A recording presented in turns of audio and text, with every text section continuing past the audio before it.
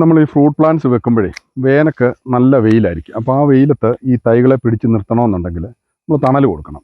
അപ്പോൾ ഞാൻ ചെയ്ത ഒരു പരിപാടി എന്ന് പറഞ്ഞു കഴിഞ്ഞാൽ ഈ നമ്മുടെ ചീമക്കൊന്ന ചുറ്റിനും വെച്ച് കൊടുത്തു. ഈ ചീമക്കൊന്ന വെച്ചാലുള്ള ഗുണം എന്നാന്ന് ചോദിച്ചു കഴിഞ്ഞാൽ ഇത് പയറുവർഗ്ഗ ചെടിയാണ്. അതുകൊണ്ട് മണ്ണിൽ നൈട്രജൻ ഫിക്സ് ചെയ്യുകയും ചെയ്യും. ഈ ചെടിക്ക് നല്ല തണലും കിട്ടും. നമുക്ക് ഈ ചവറ് വെട്ടിയിട്ട് കൊടുത്തു കഴിഞ്ഞാൽ നല്ല വളർച്ചയാണ്. ഇതുപോലെ ഏത് ഫ്രൂട്ട് പ്ലാന്റ്സും മാങ്കോസ്റ്റിന് ഏത് ഫ്രൂട്ട് പ്ലാന്റ്സും നമുക്കിതുപോലെ വെക്കാം. എനിക്ക് വളരെ നല്ല റിസൾട്ട് ഇങ്ങനെ ചെയ്യുന്നതുകൊണ്ട് കിട്ടുന്നുണ്ട്.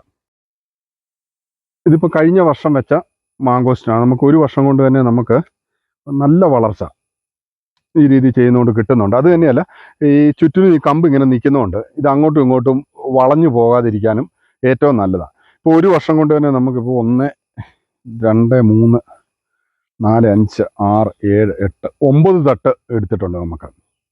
അതുകൊണ്ട് ഇപ്പം വളരെ നല്ലൊരു ഹെൽത്ത് ഇങ്ങനെ ചെയ്യുന്നതുകൊണ്ട് കിട്ടുന്നുണ്ട്. ഇത് നമ്മൾ കഴിഞ്ഞ വർഷം ഇതുപോലെ കൊന്നക്കമ്പ് കൂടെ നട്ടിട്ട് ചെയ്ത മാങ്കോസ്റ്റിൻ്റെയാണ്. ഒരെണ്ണം പോലും, ഇതിപ്പോൾ ഇച്ചിരി ഉയരമുള്ള പ്രദേശമാണ്, എന്നാൽ പോലും ഒരെണ്ണം പോലും പോയിട്ടില്ല. വളരെ നന്നായിട്ട് ഇതിപ്പോൾ ഏകദേശം 9 തട്ടോളം ഒരു വർഷം കൊണ്ട് വളർന്ന് കിട്ടി. വളരെ ഫാസ്റ്റായിട്ടും വേനൽക്ക് ഒട്ടും കരിഞ്ഞു പോകാതെ നന്നായിട്ട് വളരുന്നുണ്ട്. ഈ കൊന്നയ്ക്ക് പയറുവർഗ്ഗ വിളയായതുകൊണ്ട് ഇതിൻ്റെ മണ്ണിലെ വളം ഒരിക്കലും വലിച്ചത് നശിപ്പിക്കത്തുമില്ല. ഇതിപ്പോൾ അതുപോലെ നമ്മൾ വെച്ചിട്ട് കറക്റ്റ് 2 വർഷമായ തയ്യ. ഏകദേശം ഒരു 1.5 പൊക്കത്തോളം വളർന്നിട്ടുണ്ട്. മാങ്കോസ്റ്റിന് വളർച്ച കുറവാണ്, കായ്ക്കുകയെന്നൊക്കെ പറയുന്നത് വെറുതെ പറയുന്നതാണ്.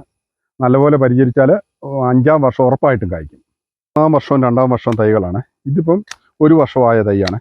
നമ്മൾ ഈ കൊന്ന വെക്കുന്നതുകൊണ്ട് യാതൊരുവിധ ദൂഷ്യവും ഇല്ല. ചില ആൾക്കാരൊക്കെ കഴിഞ്ഞ പ്രാവശ്യം ഞാനിത് നട്ടപ്പോഴത്തെ വീഡിയോ ഇട്ട് കഴിഞ്ഞപ്പോഴത്തേനും വളം വലിക്കും, കൊന്ന ഈ ഭയങ്കര ഒരു ഭീകര സസ്യമാണ് എന്നുള്ള രീതിയിലുള്ള കമൻറ്റുകളൊക്കെ കണ്ടു. പക്ഷെ അത് ഒരിക്കലും ശരിയല്ല. കാരണം ഈ വർഷത്തെ വേനൽക്ക് ഈ പറയുന്ന വലിയ കാര്യമായ നനയൊന്നും കൊടുത്തില്ല, എന്നാൽ പോലും ഒരു തൈ പോലും പോയിട്ടുമില്ല, നന്നായിട്ട് വളർന്നിട്ടുമുണ്ട്.